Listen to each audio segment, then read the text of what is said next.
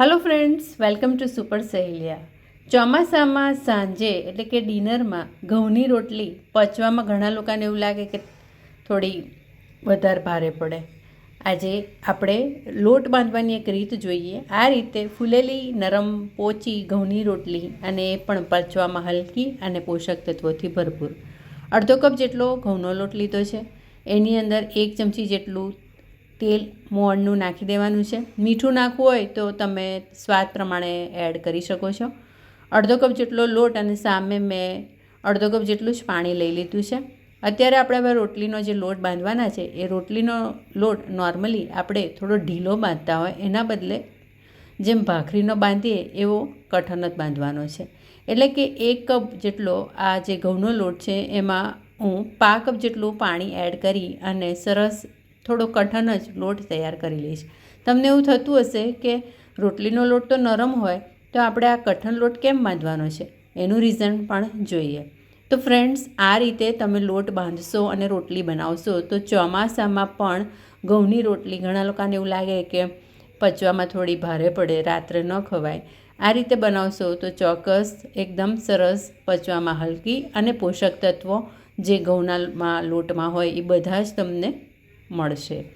તો જુઓ, કઠણ લોટ આવો તૈયાર થઈ ગયો છે. 5 કપ જેટલું જ પાણીનો ઉપયોગ કર્યો. હવે આ લોટ જે કઠણ છે એને પલાળી દેવાનો છે. લોટને બાંધ્યા પછી એને પલાળવાનો છે. એટલે જુઓ, આ રીતે 2 કપ જેટલું પાણી એડ કરી રહી છું.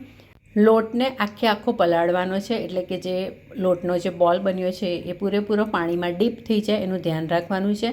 એ માટે પાણી વધારે પડતું ન લેવું પડે, એટલે હું એને ટ્રાન્સફર કરી રહી છું એક સાંકડા બાઉલમાં. એટલે એ લોટ આપણે ઓછી પાણી લઈશું તો બી સરખી રીતે ડૂબી જશે.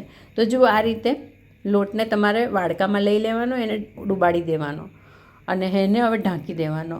મિનિમમ અડધો કલાક અને મેક્સિમમ 1 કલાક માટે એને પલાળવાનો. પાણીમાં લોટને પલાળવાથી એ બહુ જ સરસ એના જે પોષક તત્વો હોય બધા જ શરીરને મળી રહેશે અને પચવામાં પણ એકદમ હલકો થઈ જશે. હવે લોટને થોડુંક અડધી ચમચી જેટલું તેલ લઈ અને મસળીને ઢીલો કરી દેવાનો છે. પાણીનો બિલકુલ ઉપયોગ નથી કરવાનો. બસ થોડુંક અડધી ચમચી જેટલું તેલ લો એટલે લોટ હાથમાં ચોંટશે નહીં અને સરસ એકદમ સોફ્ટ રોટલીનો જોઈએ એવો નરમ લોટ હવે તૈયાર થઈ જશે. બસ ખાલી એને મસળવાની એટલે કે કેળવવાની જ જરૂર છે. તો જુઓ, આ રીતે તમારે બહુ સરસ રીતે 5 થી 7 મિનિટ માટે એને કેળવવાનો છે અને એકદમ સ્મૂથ કરી દેવાનો છે. બિલકુલ પાણી એડ નહીં કરો તો બી સરસ સોફ્ટ રોટલીનો લોટ તૈયાર થઈ જશે. પાણીમાં એને આપણે ડૂબાડ્યો હતો અને બસ હવે એને વણવાનું છે. સરસ નરમ પાતળી રોટલી વણવા માટે હું ઓલવેઝ ચોખાના લોટના અટામણનો ઉપયોગ કરું છું. લોટના અટામણમાં બધા જ ગુલ્લા તૈયાર કરેલા જે છે એને આપણે આ રીતે વણી લઈશું. બીજી બાજુ તવીમાં એને શેકી લઈશું. તો રોટલી તો આપણે જેમ વણતા હોય એમ જ જાડી પાતળી તમને ગમે એ રીતે વણવાની રહે છે. પણ ખાસ લોટ બાંધવાની આ ટ્રીક ચોમાસામાં તો ખાસ કરીને જો સાંજે રોટલી ખાવી હોય તો જરૂરથી ટ્રાય કરજો. પચવામાં હલકા ફુલકા આ રોટલીના ફુલકા જરૂરથી તમે બનાવજો. જોતા રહેજો સુપર સહેલિયા. ફરી મળીશું નવી રેસીપી, નવી સહેલી સાથે. રોજબરોજના ખાનપાનમાં થોડો બદલાવ લાવીએ તો ઘણી હેલ્ધી લાઈફસ્ટાઈલ આપણે જીવી શકીએ. સુપર સહેલિયાનો બસ એ જ ટ્રાય છે. આ સાથે ચલો ફરી મળીશું. Thank you.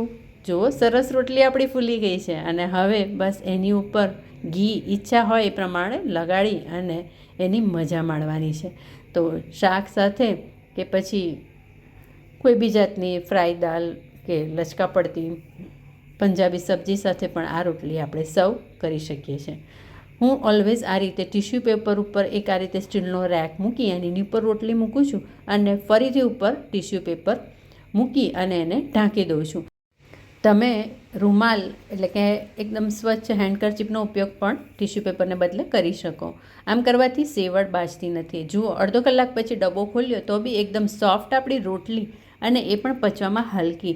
રેસીપી જરૂરથી ટ્રાય કરજો. Thank you.